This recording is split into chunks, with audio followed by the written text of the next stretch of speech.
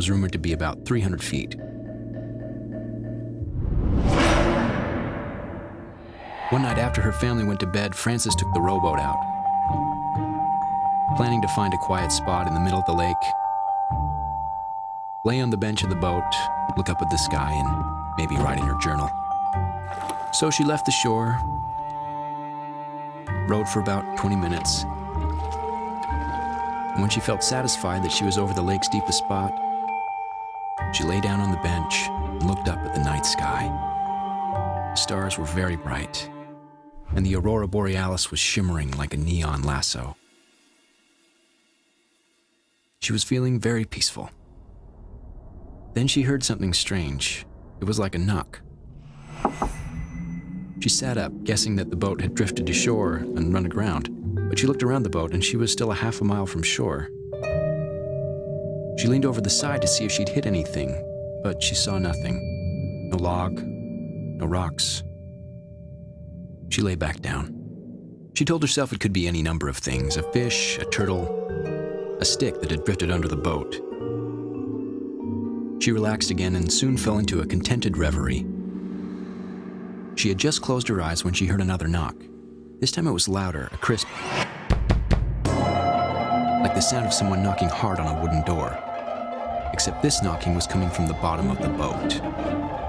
Now she was scared. She leaned over the side again. It had to be an animal. But what kind of animal would knock like that? 3 quick, loud knocks in rapid succession? Her mouth went dry.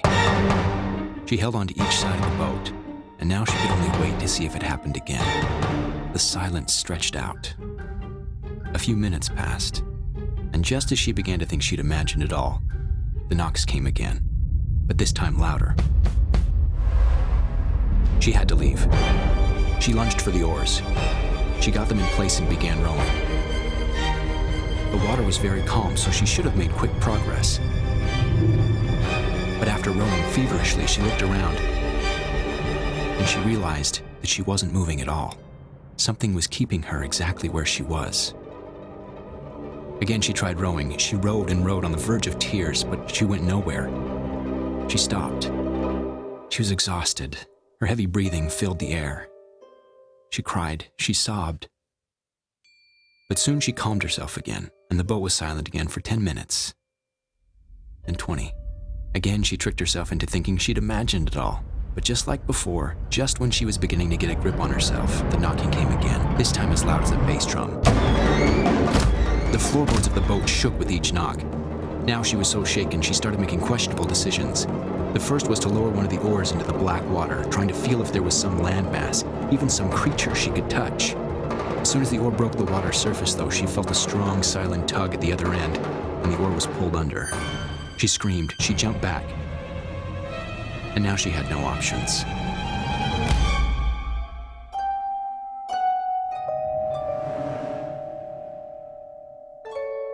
All she could do was sit and hope and wait. Wait for the morning to come.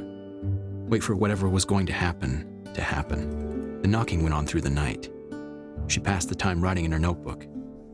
And it's only because of this notebook that we know what happened that night. Frances can't tell us. She was never seen again. The boat was found on shore the next day, empty but for the journal. On those pages were her frantic jottings, all written in her distinctive handwriting, all but the last page.